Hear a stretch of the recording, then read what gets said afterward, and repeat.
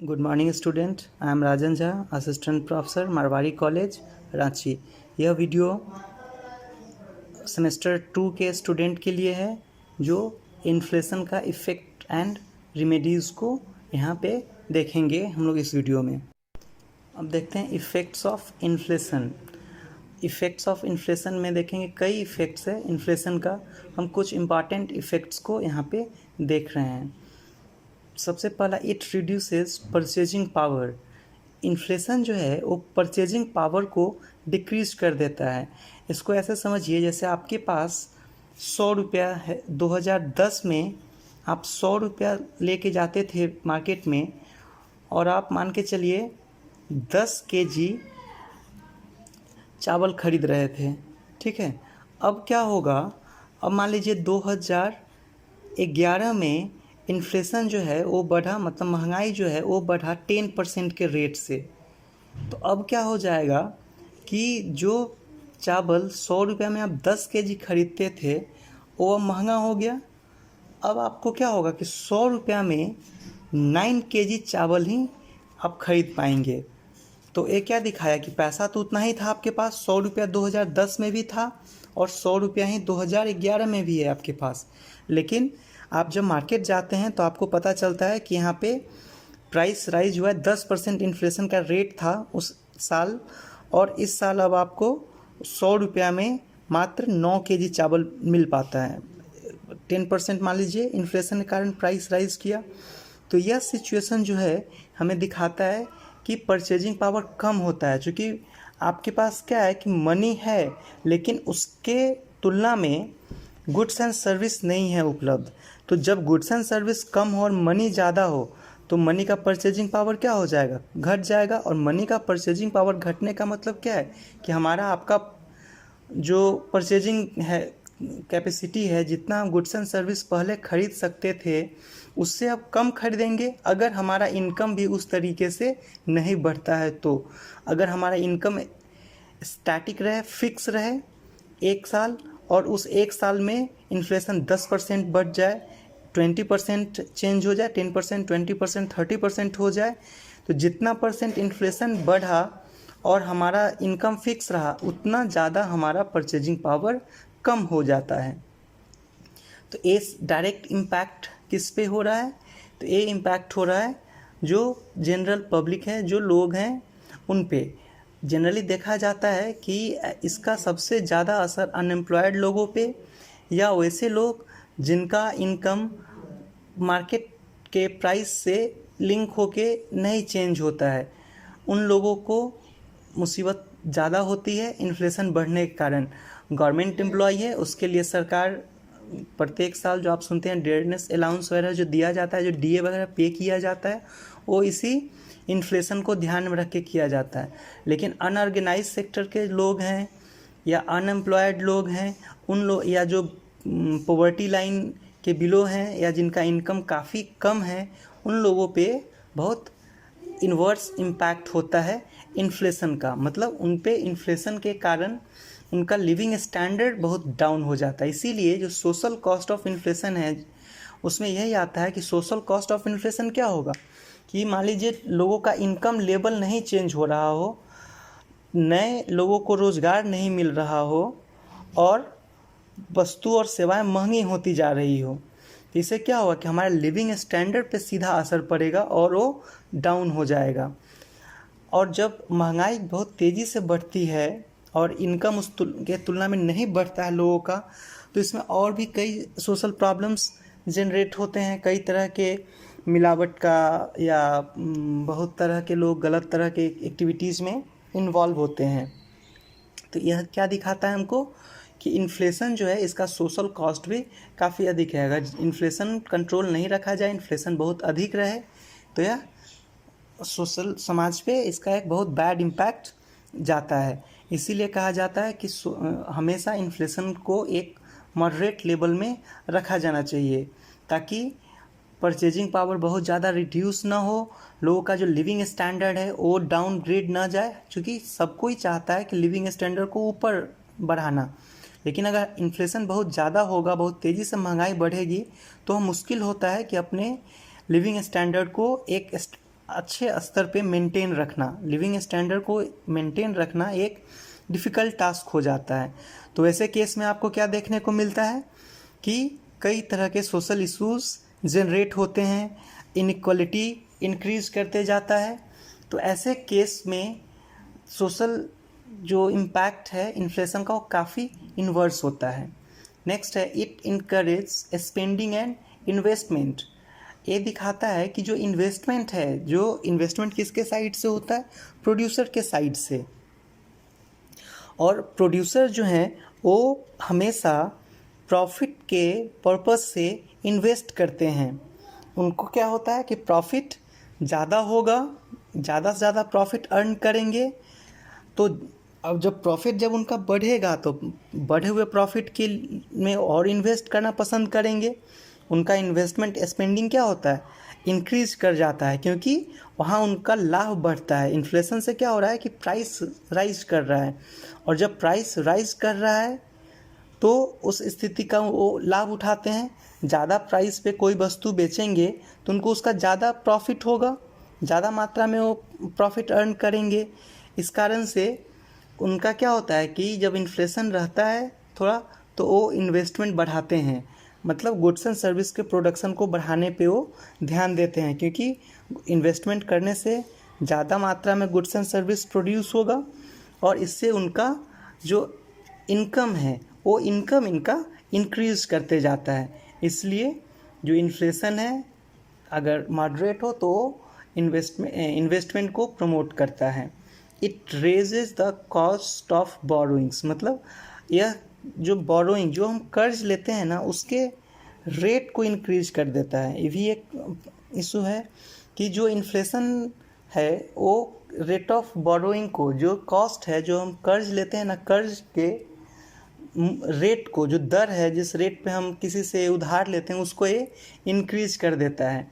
क्योंकि अगर मान लीजिए आप किसी को 1,000 रुपया कर्ज देते हैं, ठीक है, और नेक्स्ट ईयर वह आपको अगर 1,000 रुपया ही रिटर्न किया और इस बीच में इन्फ्लेशन 15% इंक्रीज कर जाए, 15% अगर आपका इंक्रीज कर जाए इनकम, तो इस सिचुएशन में क्या देखने को मिलेगा कि आपका 1,000 रुपया लिया, अब 1 साल बाद आपको वापस किया गया वो पैसा, तो 1 साल में वो उसका वैल्यू कितना रह गया, उसका वैल्यू रह गया 850 रुपया।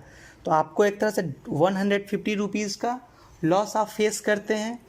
तो ये दिखाता है कि जो कॉस्ट है, जो बोरो करने का जो कॉस्ट है किसी से, वो और ख़ास करके जो लेंडर हैं, जो मतलब पैसा देने वाले हैं, उनको इन्फ्लेशन बढ़ने से नुकसान होता है। अगर वह एक सर्टेन रेट ऑफ इंटरेस्ट पे या इन्फ्लेशन के साथ अगर वो अपना रेट ऑफ इंटरेस्ट को चेंज नहीं करते हैं तो उनको नुकसान होगा। और जो क्रेडिटर हैं, जो कर्ज लिए हैं, उनके लिए इन्फ्लेशन क्या होगा, उनको इससे बेनिफिट होगा अगर उस पर एक fix static inflation rate of interest charge किया जाएगा। तो इसीलिए कहा जाता है कि इन्फ्लेशन जो है कॉस्ट ऑफ बोरोइंग को बढ़ाता है। क्योंकि अगर आप किसी को पे दे रहे हैं, पैसा दे रहे हैं, तो आपको क्या होगा, उससे ज़्यादा मात्रा में उसको इंटरेस्ट पे करना पड़ेगा। अब मान लीजिए हम किसी को 10% पे पैसा दे रहे हैं किसी को कर्ज के रूप में, और इन्फ्लेशन मान लीजिए 15% से इंक्रीज कर रहा है, तो मेरा ही जो कैपिटल है वही पर ईयर 5% डिक्रीज होगा इंक्रीज होने के जगह पे। क्योंकि हमें इंटरेस्ट कितना मिला उस पैसा से, 10%, और महंगाई बढ़ गई 15%, तो हम 5% नुकसान में रहेंगे। तो इस तरह से देखते हैं कि जो बोरोइंग कॉस्ट है, जो कर्ज लेने का जो लागत है, वो यहाँ पे इंक्रीज कर जाता है। इट रिड्यूसेस अनएम्प्लॉयमेंट, या अनएम्प्लॉयमेंट को भी रिड्यूस करती है। जब इन्फ्लेशन होता है तो आप पहले देखे हैं कि इन्वेस्टमेंट बढ़ता है। इन्वेस्टमेंट क्यों बढ़ता है, क्योंकि ज़्यादा मात्रा में लाभ कमाने के लिए जो प्रोड्यूसर्स होते हैं वो इन्वेस्ट करते हैं। तो जब इन्वेस्ट ज़्यादा करेंगे तो ज़्यादा गुड्स एंड सर्विस प्रोड्यूस होगा, तो जितना ज़्यादा गुड्स एंड सर्विस प्रोड्यूस होगा उतना ज़्यादा लोगों को एम्प्लॉयमेंट, जितना लोग लगेंगे वो मान लीजिए इन्वेस्टमेंट हुआ, उसी के अनुसार एम्प्लॉयमेंट प्रोवाइड किया जाएगा, और जितना ज़्यादा एम्प्लॉयमेंट प्रोवाइड किया जाएगा उतना ही ज़्यादा क्या होगा, इन्वेस्टमेंट गुड्स एंड सर्विस का मात्रा इकोनॉमी में बढ़ते जाएगा। कब? जब इन्वेस्टमेंट आपका अधिक होता है। नेक्स्ट है कि it increase the growth of economy. तो आप इस सब एक दूसरा से लिंक्ड है कि जैसे किसी इकोनॉमी में इन्वेस्टमेंट बढ़ता है, स्पेंडिंग बढ़ता है, अनएम्प्लॉयमेंट कम होता है, मीन्स एम्प्लॉयमेंट बढ़ता है, तो इकोनॉमी ऑटोमेटिक ग्रोथ पाथ पे आ जाती है और यह इकोनॉमी के ग्रोथ को बढ़ाता है। तो ये सब इन्फ्लेशन का कुछ मेन इफ़ेक्ट्स हैं। नेक्स्ट स्लाइड में हम देखेंगे कि इन्फ्लेशन को कंट्रोल करने का क्या रेमेडीज़ हैं। देखते हैं इस स्लाइड में कि किस तरीके से इन्फ्लेशन को कंट्रोल किया जाता है। तो इन्फ्लेशन को जनरली जो उस देश का सेंट्रल बैंक और वहाँ की जो सेंट्रल गवर्नमेंट होती है या जो भी गवर्नमेंट है वो उसको कंट्रोल करती है। सेंट्रल बैंक या वहाँ की सरकार उसको नियंत्रण में लाती है, क्योंकि उन्हीं के जो टूल्स है इन्फ्लेशन को कंट्रोल करने का वो उन्हीं के हाथ में है, या तो सेंट्रल बैंक या वहाँ की सरकार। तो यहाँ कई टूल्स हैं, कुछ का हम यहाँ पे चर्चा करते हैं कि किस तरीके से इन्फ्लेशन को कंट्रोल किया जाता है। तो सबसे पहले मॉनेटरी पॉलिसी, आप पहले पढ़ चुके हैं कि मॉनेटरी पॉलिसी क्या होता है। तो उसी के द्वारा, मॉनेटरी पॉलिसी के द्वारा भी आप इन्फ्लेशन को कंट्रोल कर सकते हैं। मॉनेटरी पॉलिसी में क्या है कि डिफरेंट पॉलिसी रेट्स होते हैं, जैसे CRR, repo, reverse repo, SLR। अब इससे क्या होता है ना, इस सब रेट से आप इन्फ्लेशन को कंट्रोल कर सकते हैं। जैसे कि एक मान लीजिए इकोनॉमी इन्फ्लेशन तेज़ी से बढ़ रहा है, इसका मतलब है कि इकोनॉमी में मनी का सप्लाई ज़्यादा है, ज़्यादा मात्रा में लिक्विडिटी है, तो लिक्विडिटी को कम करना है तो CRR रेट बढ़ा दीजिए। जैसे CRR रेट को आप इंक्रीज़ कीजिएगा तो मार्केट में जो लेंडिंग कैपेसिटी है कमर्शियल बैंक का वो कम हो जाएगा, जो बोरोइंग हो रहा है वो कॉस्टली हो जाएगा। तो जो बेवजह के कारण से लोग लोन ले रहे हैं या जो मनी का एक्सपेंडिचर है वो क्या हो जाएगा, कम हो जाएगा। दूसरी तरह मनी सप्लाई, ये हम जानते हैं कि मनी सप्लाई और इन्फ्लेशन के बीच में डायरेक्ट रिलेशन है। मनी सप्लाई अगर सेंट्रल बैंक बढ़ाती है तो इन्फ्लेशन बढ़ेगा, मनी सप्लाई अगर सेंट्रल बैंक कम करती है तो इकोनॉमी में इन्फ्लेशन कम होगा। मतलब मनी सप्लाई जो है आपका वो उसके बढ़ने और घटने से, ठीक है, उसके बढ़ने और घटने के कारण हमारा जो लेवल है वो हमेशा चेंज होते रहता है। कि अगर मनी सप्लाई RBI अधिक रखती है तो वैसे केस में इन्फ्लेशन क्या होगा, अधिक होगा, और मनी सप्लाई कम रहे इकोनॉमी में तो इन्फ्लेशन का रेट जो है वो कम रहता है। तो मनी सप्लाई भी एक फैक्टर है। फिस्कल पॉलिसी, फिस्कल पॉलिसी होता है जो सेंट्रल गवर्नमेंट इसको तय करती है कि इसमें टैक्स है, टैक्स वगैरह का रेट को क्या रखना है। अगर टैक्स आप बढ़ा देते हैं तो मार्केट से लिक्विडिटी कम जाएगा, अगर आप टैक्स को कम करते हैं तो जैसे ही टैक्स को कम कीजिएगा तो लोग का खर्च, स्पेंडिंग लोग जो है उनका वो बढ़ा देंगे, वो अपना डिमांड बढ़ा देंगे और इसके कारण इन्फ्लेशनरी प्रेशर क्रिएट होगा। इसके कारण इन्फ्लेशनरी प्रेशर क्रिएट होने लगता है। तो इससे बचने के लिए क्या करता है कि अगर इन्फ्लेशन इकोनॉमी में है तो टैक्स रेट को इंक्रीज किया जाता है, और अगर इन्फ्लेशन पर डिफ्लेशन है तो टैक्स रेट को कम किया जाता है। तो ये कोई भी पॉलिसी हो, मॉनेटरी पॉलिसी हो, फिस्कल पॉलिसी हो, मनी सप्लाई, सबको इन्फ्लेशन के टाइम में हमको क्या करना है, जैसे टैक्स को, इन्फ्लेशन है तो बढ़ा देंगे, लेकिन जनरल टाइम है तो उसमें हम उसको घटा देंगे, कम कर देंगे। उसी तरह वेज कंट्रोल, वेज कंट्रोल भी है, इसको भी कई बार यूज़ किया गया है कि वेज कंट्रोल के थ्रू भी आप इन्फ्लेशन को कंट्रोल कर सकते हैं। खास करके जो कॉस्ट पुश इन्फ्लेशन है उसको आप वेज के थ्रू, वेज अगर आप कम कर दीजिए, ठीक है, या वर्किंग आवर बढ़ा दीजिए, तो आप इस तरीके से क्या देखेंगे कि इकनॉमी जो है वो कंट्रोल में, उसका जो इन्फ्लेशन है वो वहाँ से रिड्यूस हो सकता है। इन सब के अलावा भी कई और भी टूल्स हैं जो इकोनॉमिक या नॉन इकोनॉमिक टूल्स भी हैं जो इसको कम करने में मदद करता है इन्फ्लेशन को। जैसे कंट्रोल ब्लैक मार्केटिंग। जनरली क्या होता है कि बहुत सारे मार्केट में ब्लैक में लोग सामान, ब्लैक मार्केटिंग का मतलब है कि आप आर्टिफिशियल तरीके से मार्केट में कमोडिटी के सप्लाई को कम कर देते हैं। और आर्टिफिशियल तरीके से जब उस सप्लाई को आप कम करते हैं तो उसका नतीजा क्या होता है, जब आर्टिफिशियल तरीके से आप सप्लाई कम करेंगे तो प्राइस बढ़ेगा उसका।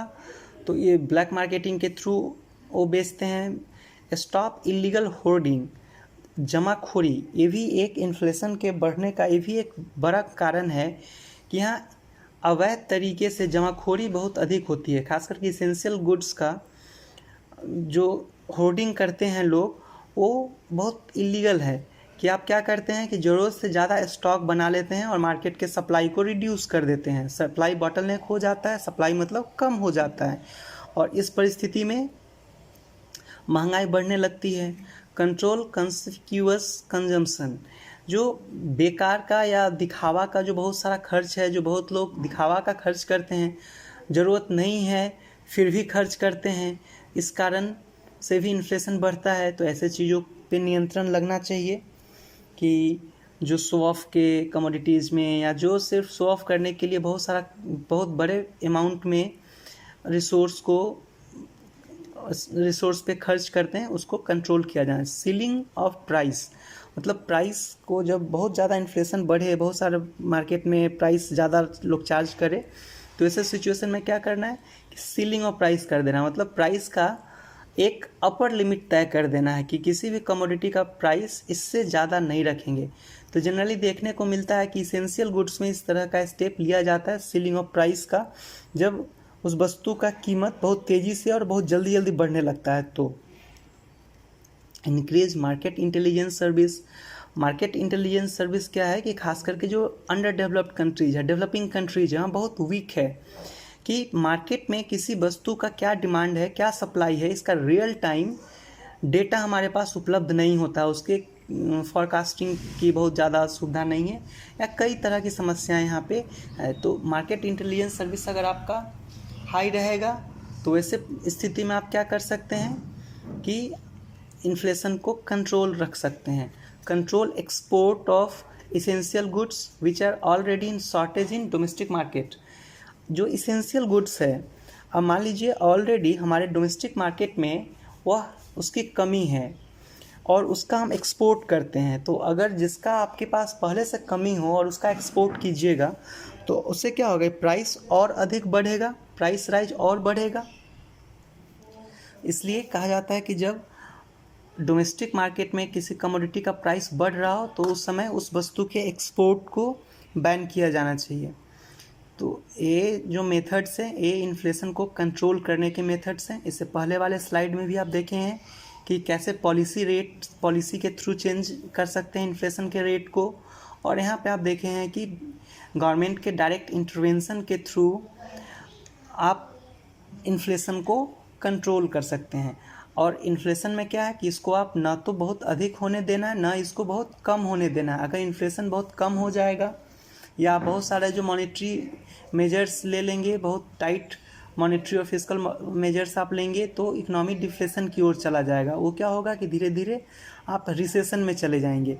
इस सिचुएशन से भी बचना है और गवर्नमेंट को बहुत अधिक भी इन्फ्लेशन नहीं होने देना है, मतलब उसको हाइपर इन्फ्लेशन नहीं होने देना है और ना ही डिफ्लेशन होने देना है। एक नॉमिनल इन्फ्लेशन, एक माइल्ड इन्फ्लेशन जो है वो इकनॉमी को हमेशा टॉनिक के रूप में रहना चाहिए अवेलेबल किसी भी इकनॉमी में। अगर माइल्ड इन्फ्लेशन एग्जिस्ट करता है तो इसका मतलब है कि उस इकनॉमी का ग्रोथ अच्छे से होगा, उस इकनॉमी में एम्प्लॉयमेंट का रेट बढ़ेगा और उस इकनॉमी में बहुत तरह के जो बॉटल नेक्स हैं वो हट जाएंगे, बहुत सारे हर्डल्स जो हैं वो कम होते जाएंगे। चलिए, थैंक यू।